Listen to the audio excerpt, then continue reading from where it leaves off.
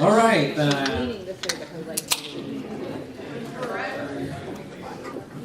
The clock here says what 7:30, so we're going to get the start of the. Can you hear me better? Yes? Recording is okay? All right. Well, I'm Phil Chin. I'd like to welcome you to this first event of the Focus series. And how many of you are here because of Professor Holiday? Oh, wow. Almost everybody. Wow. Class assignment. Okay. I probably should have done that to my 7:45 class.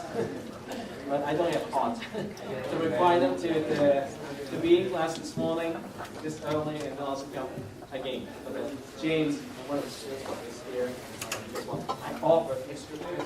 So there will be some other students offer. I also saw some people who did not raise their hands. So you come here because of something. Not because of me, might be because you saw the topic, which we lost.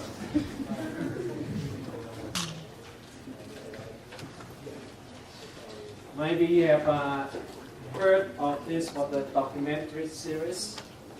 Maybe it's the popcorn or drink. Whatever that brought you, we're glad you're here. And I'd like to turn this time over to our chair, your coordinator of your chair of I'm not sure what they call me. Okay. But I'm doing the work. But he is our director of library with Robbie Bolton. And let's welcome him.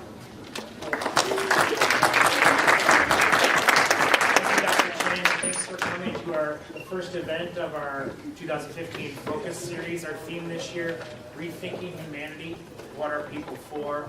And the poverty cure. I want to thank Dr. Chan for hosting this first kind of prelude to our Focus series. The rest of our Focus Day and Focus Week events are next week. So thanks to Dr. Chan for hosting this prelude or a pre-workshop to our Focus series. Thanks to Professor Bonnie Holliday and Justin, your last name, Justin Bean, for being here and being willing to participate on the panel. It's great that you have popcorn and snacks. Most of our Focus events don't have popcorn and snacks, so enjoy the popcorn while you have it. I don't know if this is a popcorn type of film. It sounds like a little heavy of a topic to be having popcorn, so enjoy that popcorn with those guilty feelings throughout the on the back of the table over there, there's some handouts. There's a large, if you want a bright orange Focus flyer, you're welcome to take one. But there's some little booklets with all of our lectures and Focus events that are going to happen throughout the next week. If I can just put a little plug in, our next Focus event is going to be Monday night in the Ralph Berry Forum. Dr. Eric Magnuson is speaking at 7 p.m. I don't remember the title of his talk, but you can see it during this nice little white book. So thank you for attending our first Focus event. Thank you. All right, we are going to get the ball rolling and we'll show the documentary series, and there are 6 parts, so we'll be here for 3 hours just watching. We'll just do the first part. We'll do the appetizer, and if you're interested in watching more of that, we have a site license secured with the Copper Incorporated, and we actually can use it for any of the classes, and it's embedded in the blackboard. And if, say, one of the instructors decides to use it, or that can be the part of the assignment in or outside the classroom, or if you don't have a professor who is using it, let me know. I'll just put it in my sandbox. We have a public secure sandbox that I can include you, add you, and then you can build the entire series in your leisure. So with that said, I'd like to invite you to pray with me. Is it okay if we pray? Let's pray. Father God, we thank you for bringing us together this evening as we get started on the Focus series on the topic of rethinking humanity. And many of us are interested in the topic. We're drawn to this topic.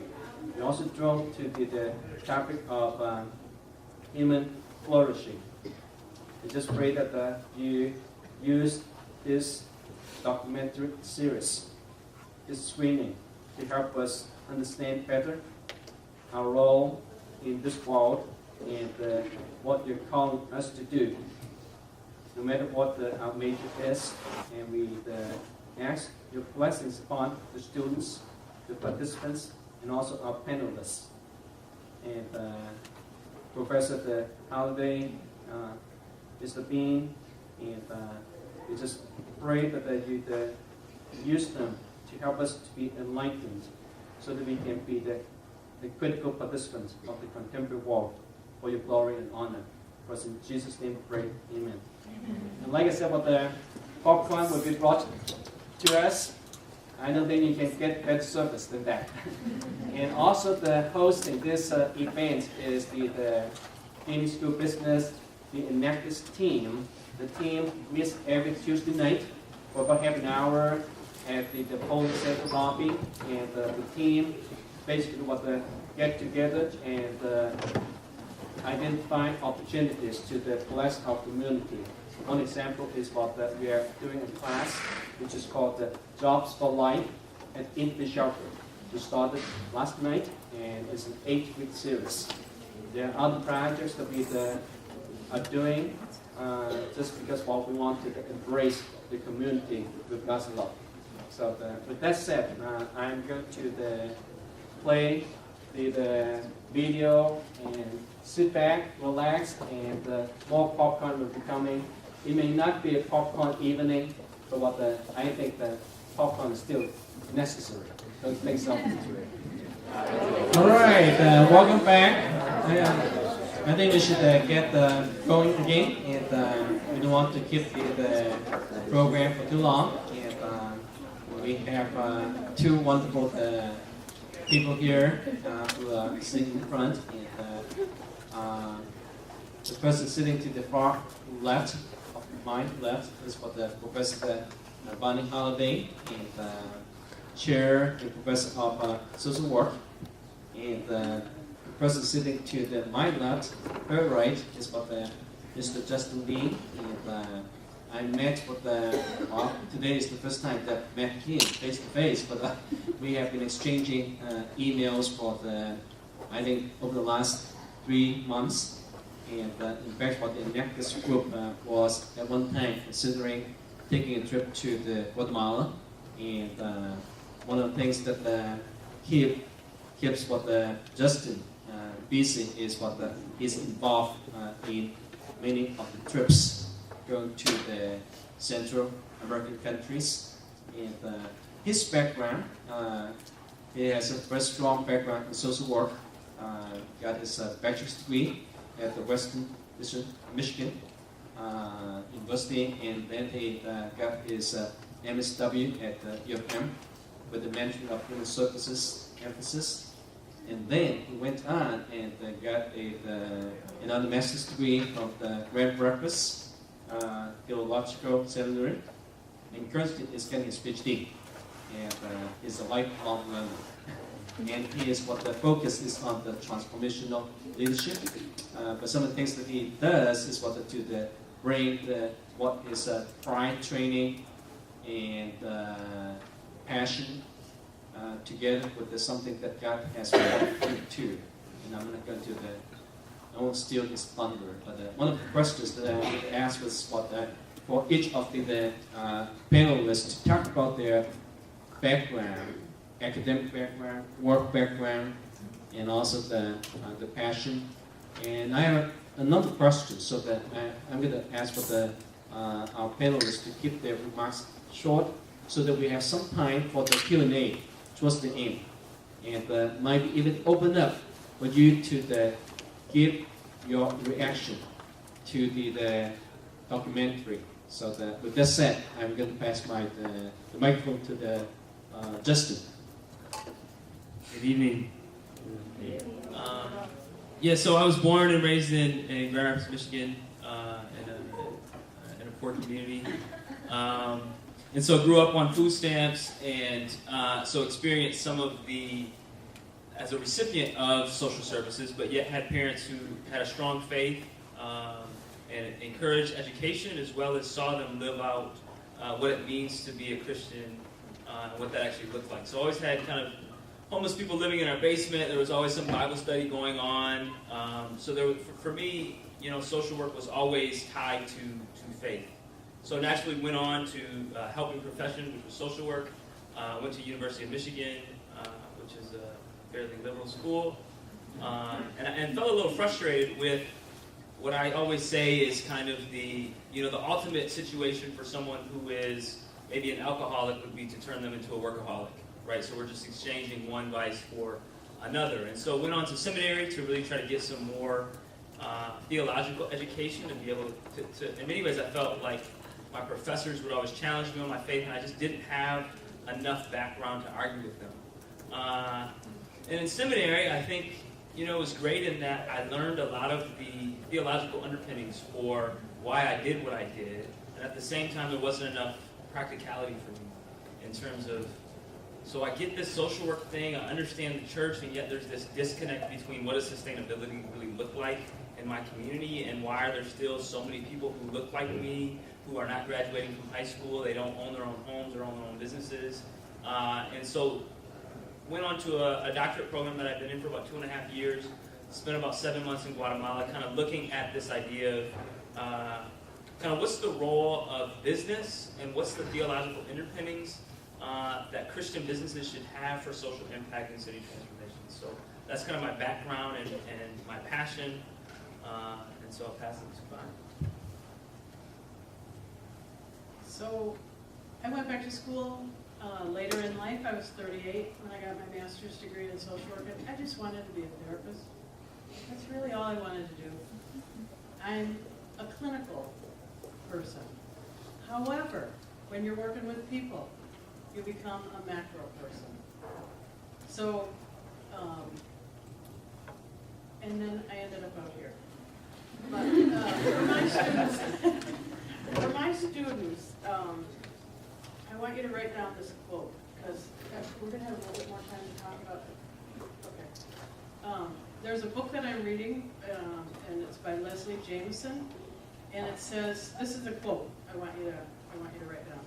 Empathy requires knowing you know nothing. And as I previewed this before tonight, I kept thinking about this quote, because what they're asking us to do is to partner. And that's all what social work is about. It's about the worker-client partnership, not some of the things that they were the bad part about giveaways. So anyways, I just wanted to be a therapist. I just really wanted to be a therapist. And I've got to know all these other things, which I love. My students love that. I'm very glad to see that they got called Bonnie to the Spring Arbor University, and we've enjoyed having you in this community and taking charge of the social work program, which is phenomenal. Bonnie has shared a little bit about her reaction to the documentary series. I wonder if both of you have other thoughts and additional reactions to the popular the documentary. This is only part one, and there are 6 parts, but I think the central theme is presented very well in part 1. I don't know that Bonnie started, because I've seen it a number of times and played it in front of people, so I'm really curious to hear kind of what you think, and I may be able to respond to that. Okay. So as I was previewing it, and some of the questions that you wrote for us to answer were like to talk about our work, my work in preparing students, and we actually have close to 500 students. I just did our annual report. We have 377 BSW students. That includes main campus and in all of our sites. And as some of you know, we have started an MSW program that we admitted 88 students into that program, still in candidacy status. We have, again, I just wanted to be a therapist. But you know, you can't just be a therapist. You just can't. Because these systems impact the people that you work with. And so to see this movie, and I've only watched the first one, but it made me think about our code of ethics and how the dignity and worth of the person, and how we're not supposed to go in and impose ourselves on others. I mean, it just fits. It fits. And in the department, we talk about the fact that we really believe that Jesus was the first social worker. And for secular people, I went to U of M also. And, you know, those of us Christians, sounds like you argued. I kind of tried to stay invisible. I was older, though, so I was really worried about my grades. It's been a long time. But anyways, we in the department really feel like Jesus was the first social worker. And it has been our dream with our MSW program that it will be put online fully, and that there will be the foundation year, which is basically the VSW. And then the second year will be macro social work, because we know that there are people all around the world that need to know how to organize communities and to do it in a Christ-like way, in a partnership kind of way. Christ partnered with people. And so, you know, that's kind of our dream. And I want to be really old sitting on a beach in Florida at this time of year teaching, not here on the ice.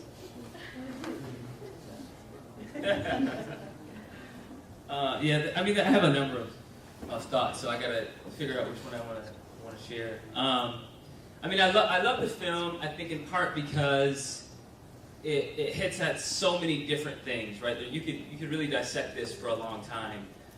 They're hitting on faith, they're hitting on economics, they're hitting on social services, on international development, on business, on social entrepreneurship. They're looking at how are all those things integrated. They talk about the church. So you could really pick any one of those areas and try to think about them. So maybe I'll hit on two different things then, since there's kind of social work students primarily and some business students. I'll talk about those two aspects. One is there's a book called Toxic Charity by Bob Lupton, and he talks about the 5 levels of dependency, right? And he says, so just pick any type of short-term mission trip, say to Africa, and think about a group bringing free shoes, right? So Tom shoes, whatever they're bringing.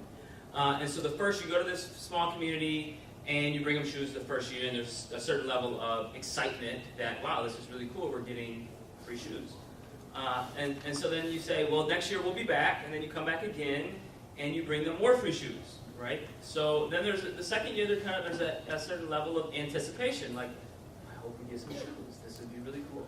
The third year, you say, hey, we're coming back again, and so that time they're beginning to have some real anticipation, like, we're going to get some shoes, right? We're kind of excited about that. The fourth year, you've moved to entitlement. So now they're like, we better get some shoes.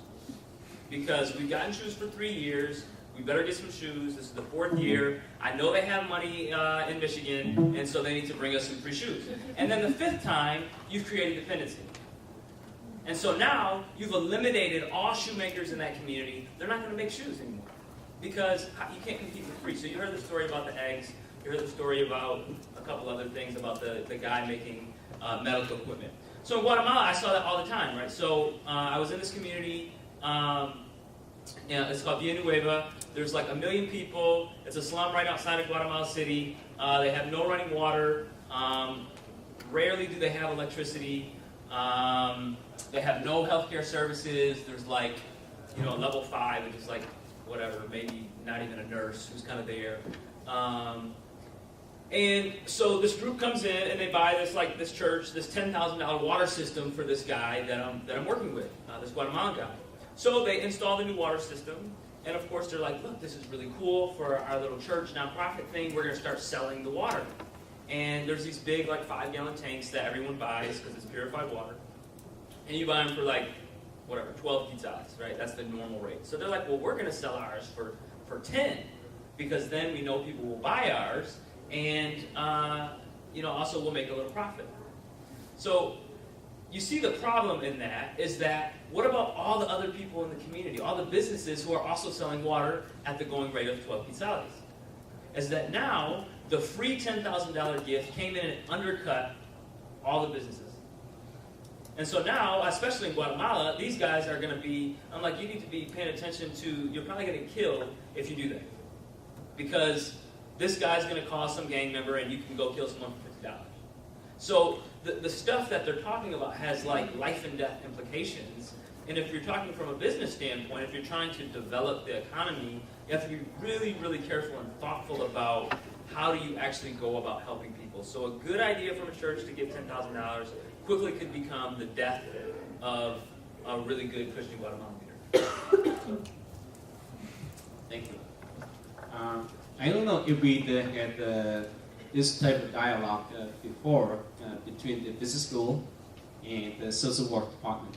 But it seems to be the very first time that at least for the Bonnie and I sitting in the same room talking about something that we are both passionate about. And my follow-up question is if we do follow the principles shared in the documentary, basically is moving from aid to enterprise. Instead of a hand-out approach, let's do a hand-up approach. You have heard of the saying, don't give someone a fish, they only live for a day.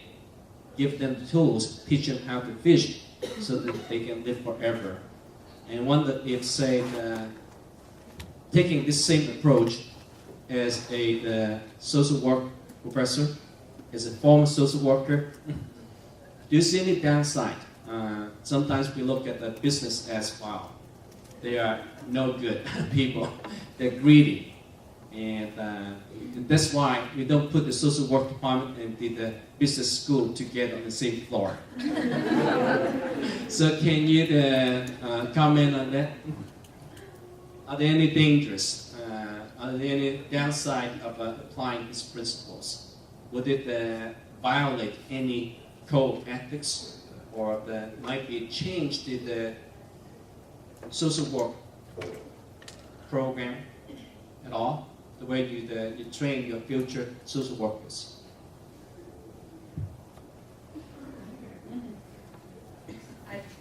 Well, we used to be in the same building. We stay in the same building. Yeah, we were on the third floor and businesses on the second floor. I don't think this doesn't change any way that I approach social work. We want people to be successful and hardworking because we know that's good for them. But we train our social workers to think in terms of empathy and not sympathy. Sympathy doesn't help. Empathy does. And that was what I was hearing. See, I have a clinical mind, so I'm hearing clinical things in there, but they apply to macro social work as well. I believe that. I think it is the way it needs to be. It needs to be a partnership. I don't think that we should be sending social workers into countries and those social workers telling them what they need to do any more than we do. And I think our students here, our seniors anyways, would say that they've heard that from me. We don't tell people what to do. We partner with them. And so in the same way, we should be partnering with countries and leaders in countries. And if that's building businesses. One thing at the end of the movie, it made me wonder, who wants Africa not to be successful? Maybe it's my cynical mind. I don't know. Does somebody want Africa to not be successful in some of these other countries? and that's why there's these policies in place. But I believe, at least here at Spring Arbor, with our Christ-centered programs, that we can train social workers to be Christ-like in those countries and partner doing macro social work. You might want to comment on the macro. I mean, a couple of things so I'm not a professor. I'm very much a practitioner and love being like with people. And so, the biggest challenge, so I work for a large global nonprofit, and I think the challenge is, like, I show this as part of my kind of onboarding process for all my new staff. And so I don't just hire social workers, even though I work in a social service agency. I try to diversify it. But for the social workers, many of them say, yeah, when I see that, I think that's what I was taught. I think that's consistent with the NASW and the Code of Ethics. I think the problem is, how is that actually played out? So, in many ways, so if we go back to your example of fishing or teaching to fish, there's this story again that Bob Lupton talks about. So let's just play that scenario out a little bit. And after you teach people to fish, and so now there's so many people coming, a friend's telling another friend, they're coming to tell you, hey, can you teach me to fish? Now everyone's fishing in the same pond. What happens is the fish start drying up, right? So then you're thinking, you're creative, you're like, oh, well, maybe we got to go get another grant. Okay, so you go and you write another grant, you get $50,000, you put more fish in the pond, but the word's still spreading, so everybody keeps coming and fishing. You have the same problem. You go back to the foundation, you say, hey, we need another $50,000, and then they go, I think you're starting to get dependent on me. In the same way that we thought the people who were getting the fish from us were dependent on us. Right now we've become dependent on the foundation. So what happens is that you've still become, the dependency has still happened, although you've taken it from the client, you've now put it on yourself, on the organization. And so all of the social workers are always stressed out because we got to meet these grant requirements. And so what happens is the idea of partnering kind of gets thrown out of the water because we don't have time to do that. We got to see 80 clients, and we're going to see 80 clients. So as much as I would love to have a counseling session with you for an hour, really I got about 30 minutes, so we got to wrap this up. So I think that idea of dependency becomes a real challenge, and I think that's what they're getting at in terms of who wants these countries to be impoverished. I think there's a whole foreign policy issue around that, and I think a lot of it goes along with population control, and so the idea of that started happening with a guy named Henry Kissinger in terms of the 1960s, and if we keep growing at the same population rate that we're growing at, then the world's resources are going to run out. So I think that's, in many ways, you have to think of, like, what is the theology of why are we trying to, do we really want countries to thrive? Because if they start using the same resources that we're using, then we can't live the same lifestyle that we're using. So a lot of those IMF, the World Bank, our foreign aid policies are very connected to population control. You can only use aid if you sterilize your men. You can only use this aid if you tie so many tubes of this many women, or you limit how many children they can have. So a lot of this stuff is really connected to that. And what Acton Institute and the Poverty Cure really stand for is understanding the dignity of the human being. And everything that oftentimes, unfortunately, our governments and other governments stand for is believing that more people, especially more people who are poor, create more problems for society. And so if there's more poor people, we got to either not have them, or we got to put them in jail, or we have to put them on welfare, we have to do something for them. And I think they talk about it later about, like, India is a great example, is that 30 years ago, they were importing 70% of their food in. Their population has expanded tremendously, but because of innovation and technology, they're now exporting. So just in a matter of 10 or 15 years, even though people are poor, they've now gone to a food surplus. So I would say that's something that really stood out to me, is the dignity of the human person and how important it is when we talk about partnering with someone. It's not a necessarily, I have this kind of idea when I talk to social workers about this, what does a transformational relationship look like? Transactional means that I help you because I give you something, I help you, I have some knowledge. Transformational is, how has my engagement with you actually changed me? So, give another example of in Uganda, oftentimes groups will go and you're working with a small business owner, a church or something like that, and you say, okay, we're going to pray for you and bless you. Right? So we know the example of Methuselah, and he blessed Abraham, and that's because Methuselah was greater than Abraham. So the greater one blesses the one who was less. And so when we go to foreign countries and we bless those Africans, it's because we're better than them. So instead, we had them bless us, right? And it just changes the dynamic of how you begin to see yourself. I'm in your land, and you are so much greater than I am, so can you bless me? Bonnie, this question is for you. And can you envision, say, one of your students sitting here tonight, say 5 years, maybe 10 years, 15 years from now, they're taking on different roles, like what Justin is doing today. I would not say that he has given up his calling to be a social worker, but I think he is taking on something new. In fact, one thing that might be we can see as a common denominator for Justin, we have the social work background. He went on and got his theology degree, and now he's looking at the entrepreneurship. And this term that I don't know if it calls that when you use social entrepreneurship. When you think about entrepreneurship, it's business. But the social entrepreneurship as the qualifier means something different. You're not just in business for money.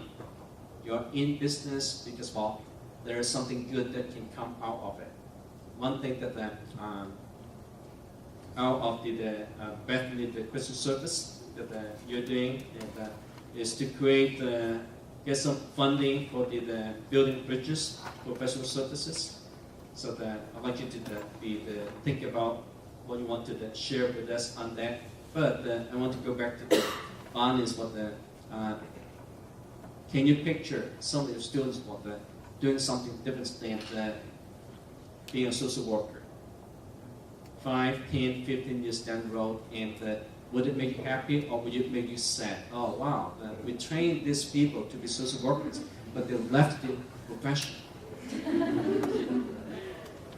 I don't see it in contrast. Okay, I was going to say. It's a loaded question. Okay, yeah, I don't see it in contrast at all.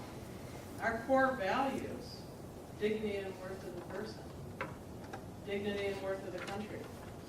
Let's partner with the country. I don't see it in contrast with social work at all. And maybe Justin, you're still a social worker. Once a social worker, always a social worker. You can't escape it. You can't escape it. Like a Boy Scout. No, I mean, I'm so thankful for my background in social work because it's such a eclectic degree that allows you to pull on so much. And so I actually was doing, they have an MBA course called Social Entrepreneurship at Grand Valley in their MBA program. And the title of the class was like, why are social workers leading the social enterprise mission or something like that. And so he had a panel of social workers talking about why are they doing social entrepreneurship. So there's this book called Entrepreneurship and Catholic Teaching.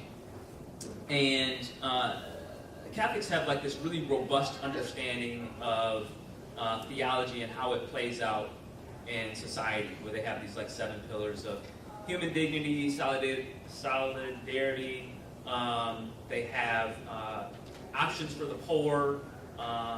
They have all these really cool pillars of how they kind of conceptually understand what it means. And in the book, basically, they're paraphrasing John Paul II. And he talks about every business ought to be structured in a way that the employee can have communion and transcend. And so in layman's terms, I say, we've tried to structure our social enterprise in a way that every single young person that we employ, every staff person that we employ, can form community and then transform, right? So community within and then transform out. Because transformation has to start, within. So 8 years ago, we started a social enterprise called Building Bridges Professional Services.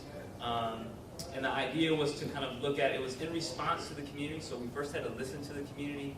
and that we heard about young people being shot in the street, and the community came together, churches, businesses, nonprofits said, we need more options for young people, we need the church to partner with businesses, and we really need more employment opportunities. So we partnered with the church, we started picking up trash in this low-income area, then we started doing landscaping, and so for the past 8 years we've really grown into kind of a full-blown kind of, we do landscape architecture and design and installation, we do facilities cleaning, we've done some construction and rehab work, but we hire young people. They come in sometimes as young as 16, 17. We walk with them for years. We do professional development with them. We do spiritual retreats with them. And we help them understand all aspects of business and why God is important in all of this. And why naturally we are called as Christians to develop and create, right? So if we're created in the very image of God, God made something out of nothing. And so the beauty of business is that you can take something that didn't exist, and now we have 12, 13 people working for us. And we have money coming in, and the community's looking beautiful, right? So the quadruple bottom line is kind of social, spiritual, environmental, and economic. And so there's this big push for what it means to be a social enterprise. How do you have a business that really does all four of them, and is not necessarily strictly profit, but can actually put people first? Thank you. I'd like to just turn it over to you, and you can ask questions of our panelists, and also to give comments. What is your reaction to the documentary? And does it surprise you, or is it contradictory to your beliefs of what the God is calling us to do? Some of us, what might be coming from the business perspective, background. I see some of the business students here, and a lot of social workers, social work students. I want to hear from you. We want to hear from you. But you can also ask our panel questions. So, the time is yours. Hi. I don't have a social work or business background, but I was just really intrigued by the business that you just described, Justin. And so maybe my question has an obvious answer, but you said that you hire employees, these young people, and you mentioned that you pay them. How does your business pay them? Where does the money come from? Yeah, that's a great question. So when we started, we got a $5,000 grant from a church. So 100% subsidized employment. Today we do about $250,000 a year. This year we're projected to do about $500,000, and 100% of that is from contracts that we have. So any money that we get that someone wants to donate, it's all, we do additional stuff with young people. So it's, again, we took 7 young people up to Mackinac. We stayed in a beautiful home for 4 days and had a spiritual retreat with them with 2 kind of paid counselors. So that's the kind of stuff we'll do with donations, but all of our revenue is from contracts from landscaping and stuff that we do. So we've made a transition to say, we don't want to be a program, we're a business. And the reason that is because if you're a program, people come to receive something. When I hire a young person, I hire you because you have something to offer my business. So now all of a sudden I've affirmed their dignity in a different way than if they were coming to get something from me. They don't come to work to get something. They come to get their paycheck and to work hard, and that's of value to me. So.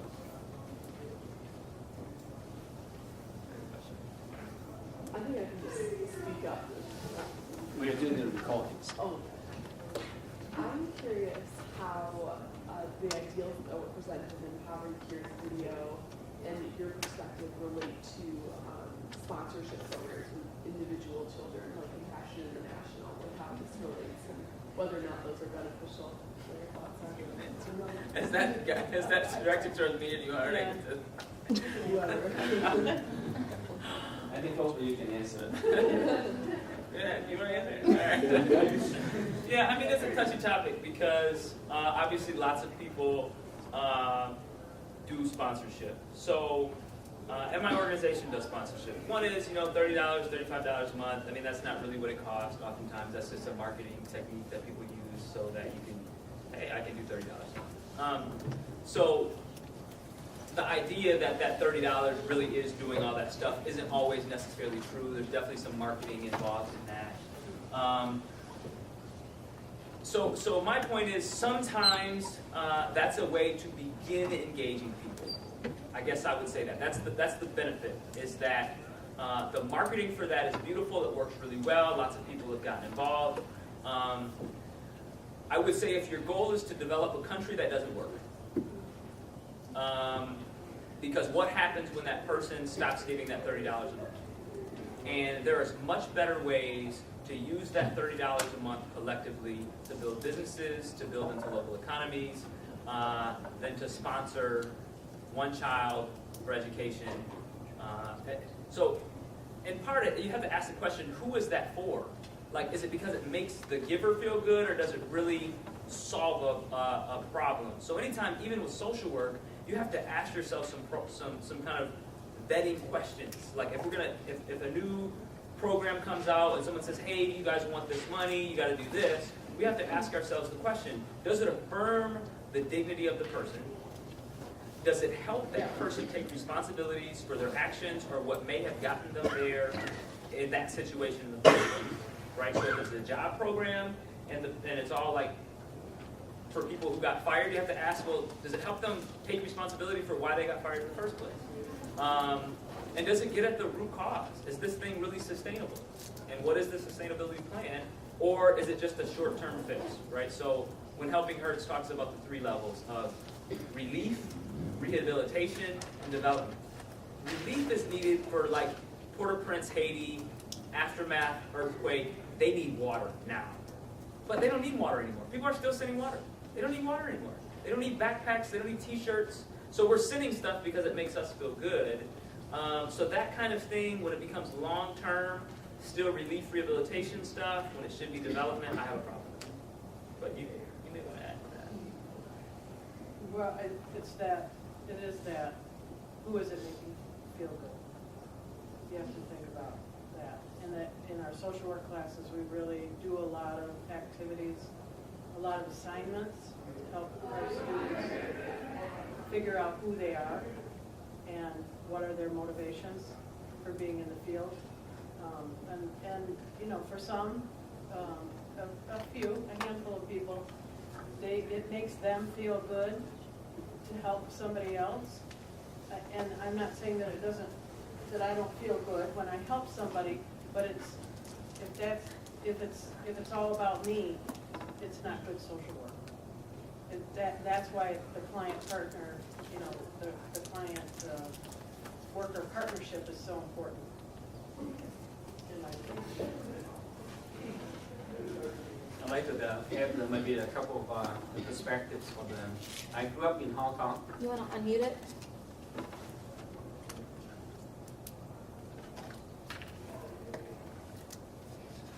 Speaking, testing. Is it green? Testing, testing. Yeah.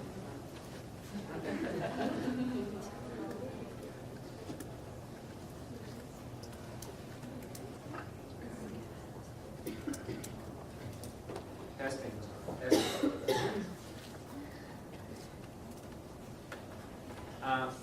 I'd like to just add a couple of perspectives about that. I grew up in Hong Kong, and I was part of the Free Methodist Church, and over the last 50 plus years, early on, Hong Kong was underdeveloped, and not until the 1970s, Hong Kong suddenly got off and became one of the 4 little dragons in the Far East.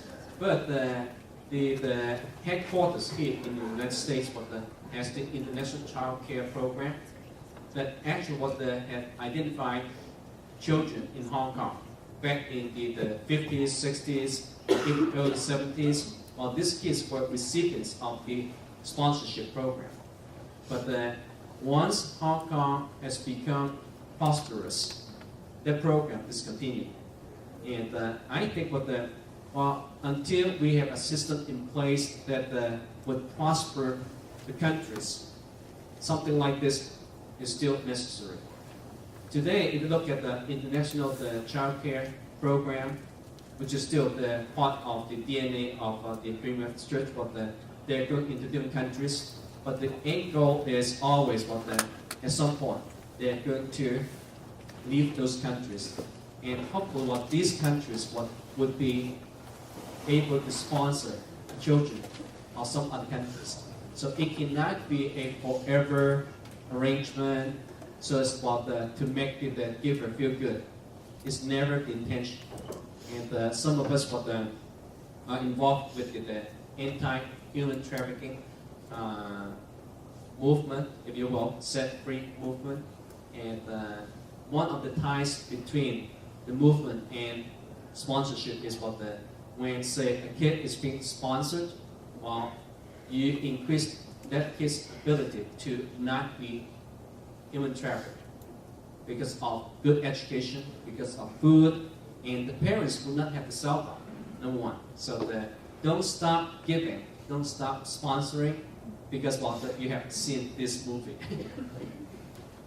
Yeah, no, it's interesting because I've talked to a couple of the guys who were in the film, and so, and they may even say it, is that they'll say at some point, this film should not make you feel like you shouldn't be giving. Whatever you're doing, you need to do it tenfold, but do it more strategically. I love what he said. You can't just have a heart for the poor, you have to have a mind for the poor. And in terms of putting it in a social work context, it's kind of like, plan with the end in mind, right? Like, what's the exit strategy from the beginning? If you're going to engage someone, if you don't want to create dependency, then you got to be thinking about what are the external network support systems. I mean, the whole social work is supposed to be, is always intended to be, in theory, kind of this short-term intervention that changes, provides the person with more capacity. Unfortunately, again, back to my point of lots of the programs, what they do is, a certain percentage of those dollars go to administration.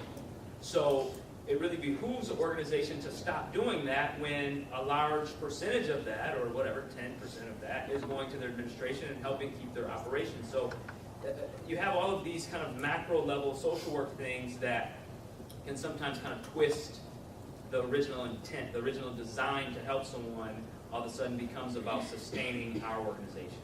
And when you get to that point, it's probably bad. Kingdom.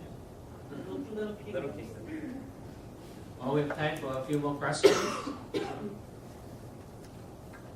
Well, mine isn't really a question, but more more. We'll have you to speak to the mic, yeah.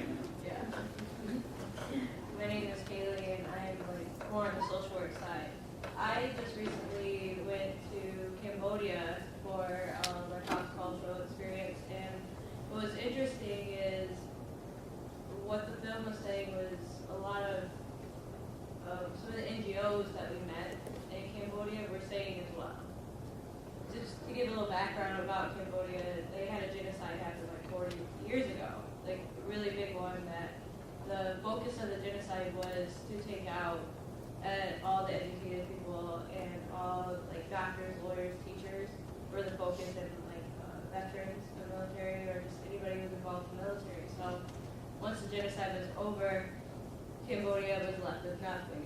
And so they basically started from nothing. They had to grow and develop all over again on their own. And we've seen a lot of slums with Cambodia slowly developing, but what the problem is figuring out, okay, we've been giving aid for the last 40 years, and there's like 1 million NGOs that are just focused and planted in Phnom Penh, which is the capital of Cambodia, and the problem is people are so dependent on the aid that they're struggling to try to get them to not be so dependent, because they're at this point where it's okay to start transitioning, but it's getting the transitioning going. There is a organization that we visited called Peace Bridge that talked and like had this slide that talked about, okay, so this is the time to give aid. The next step is to teach them to fish, to give them just how to work and how job skills and just life skills, and teaching them there, and then so on and so on. And I wish I had a picture with me, because I took a picture of the slide because it was so impressive.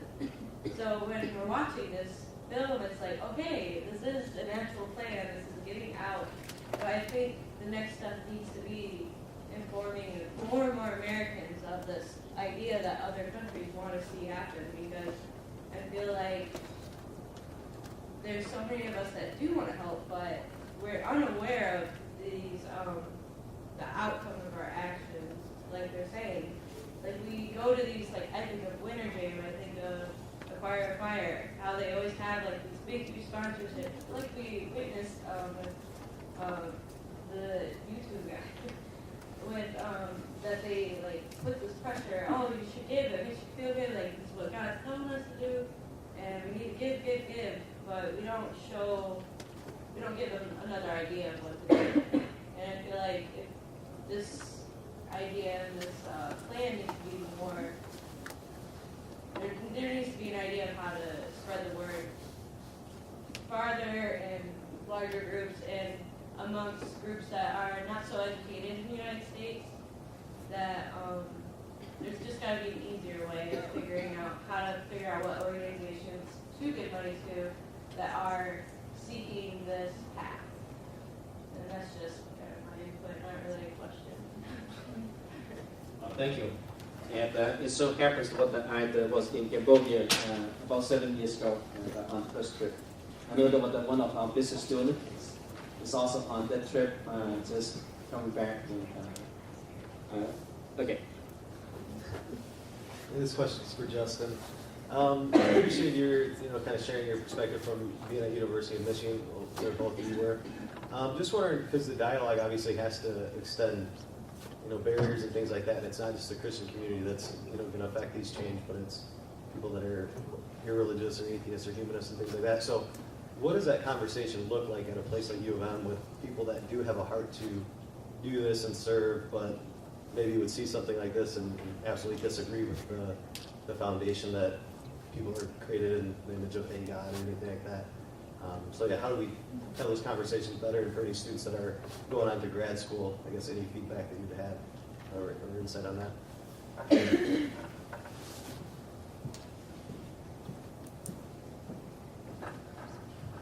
So yeah, that's a great question. A couple of things. One is this is very much targeted towards kind of the Christian community. They're coming out with a documentary called Poverty Inc., which has a lot of the same footage, but is very much targeted towards more secular type of settings. I think there's still some stuff in there that's kind of faith-related type of language, but there's some people in there like Michael Fairbanks who is not really Christian at all, and yet they still engage them in the conversation because of their passion for people. So I think there's this new kind of thing called shared value, right? And so it's looking at what's the role of business in societal change, whether it's faith-based or not. How do businesses create value for society? And so how do they partner with nonprofits? I always say, partner with people of good faith and goodwill, right? And so you agree on the things you can agree on, and there's things that you may disagree in, and that's not an area for you to necessarily partner on. It may or may not. So I think, there's some things that are super, super flexible, and you have to be flexible. There's other things that I think you have to really stand on. When it comes to the dignity of the human person, I think that's something that you can have a conversation with the humanitarian about that is not necessarily faith-based. It's just, I believe in the dignity of this person. And if we both can agree we're seeking the best for this community, let's kind of play out some of these scenarios. So I think that the conversation, it's a really right time for this conversation in our society and the world. As people are looking at the past 50 years and how we've tried to develop countries, and we're just going, I'm not sure that this whole thing is working.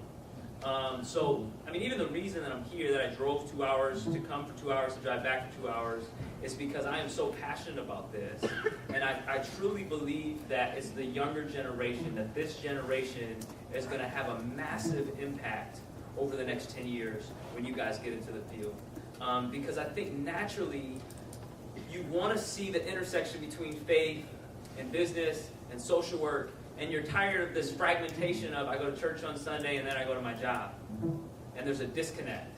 And so I think it's the younger generation that's forcing the older generation to say, maybe we've got to rethink our strategy because all of our teens are leaving youth group for college and they never come back. Why is that? somehow we're not capturing them with the real, raw, uncut stuff, and we're just fairy tailing it, this Tarzan-like swing from one high to the next high, and then when those highs of trips and those YouTube concerts are done, then I guess my faith doesn't really have relevancy in my real job. And so I think you guys are going to be essential to changing that.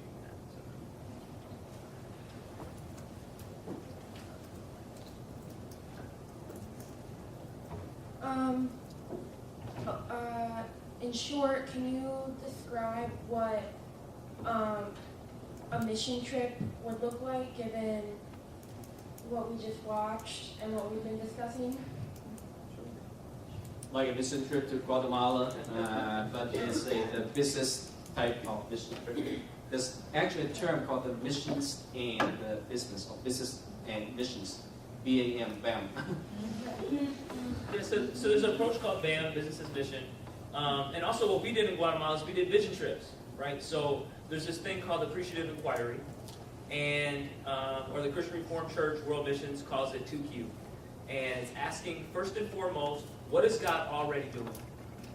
So my belief is that God precedes us in all things. So when we go with a transported agenda from the West and drop it into a new country, and they go, oh, I don't know why it didn't work.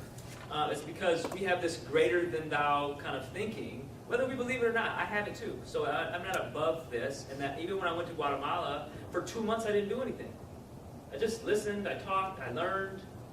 You got to get in there with people, you got to live with people, you got to let people trust you.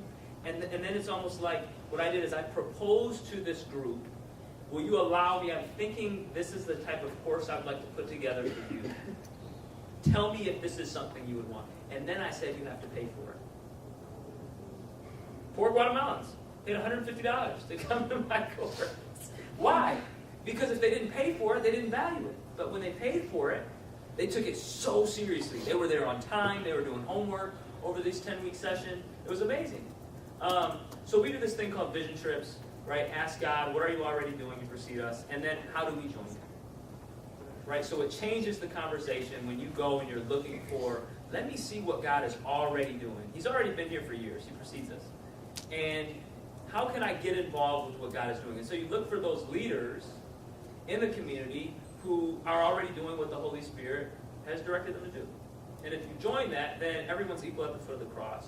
You bring something to the table, the locals bring something to the table, but we would go around, we would take groups, even if it's for a week, and we would go and see amazing Guatemalan ministries. Not North American ministries, Guatemalan ministries, Ugandan ministries. We would celebrate the awesome work that God is doing through them. Let's make this our last question. This is somewhat off topic, but it's something that I've questioned, I guess, for a while. Is overseas adoption, or even like orphanages in other countries. And I've heard some instances where it's actually been harmful because it's been like an undercover business to sell these children. So is this something, like, just thinking through it, like, is this something that is good, or is it actually bad? I don't know. Yeah. Very good question. I'm sure good and bad, not everything. I'm sure there's some that are good and some that are bad. I don't know so much about international adoption. Yeah, I mean, so they say there's 143 million orphans in the world, and that, I think that speaks volumes. At the same time, 80% of them have parents. And so the major issue is not necessarily that people don't want a parent, it's that people are poor. And so when a new country opens up and you create a demand for a specific child because it becomes sexy to an adopted Ethiopian, you can have negative consequences. At the same time, I've heard beautiful stories of people clearly being called to adopt, and just hearing their stories of the process of how they adopted has been a beautiful blessing to the family and to that child. So I don't think there's an easy answer. I would say from Bethany, probably about 10 years ago, we made a hard stance and kind of say that we're not pro-orphanage. So when we used to get sponsorships to sponsor orphanages, what we were doing was in a sense creating dependency. The orphanage was not dependent on us, and it was perpetuating orphanages. So instead, our vision is kind of, we envision a world where every child has a family, And so we're trying to get kids out of orphanages and get local people to adopt them or to foster them, right? So that's the primary thing, and facilitating in-country adoptions. So what happened in Guatemala was clearly that. I mean, thousands of people were coming to the table saying, I want a Guatemalan baby. And so mothers were going and basically getting kids or whatever, and they were getting paid to find kids and put them up for adoption. And there was all kinds of, they created a black market, right? They really weren't up for adoption, and they were basically selling babies, telling the mothers that these kids were going to come back in 10 years. They just wanted to go get an education. And that's why they shut down adoptions.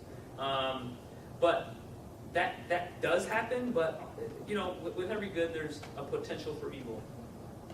So I definitely think God calls us to care for the widow and the orphans. But in terms of subsidiarity, the best person to take care of that child is that person's extended family, that person's community, that person's church. And we're way out. So when a North American adopted a kid from Ethiopia, that's like worst case scenario. But it doesn't mean that it should never happen. That's my take. Well, we are running out of time, and I want to thank you, the audience, for your involvement and taking a couple hours tonight to come. I also want you to help me thank our panelists.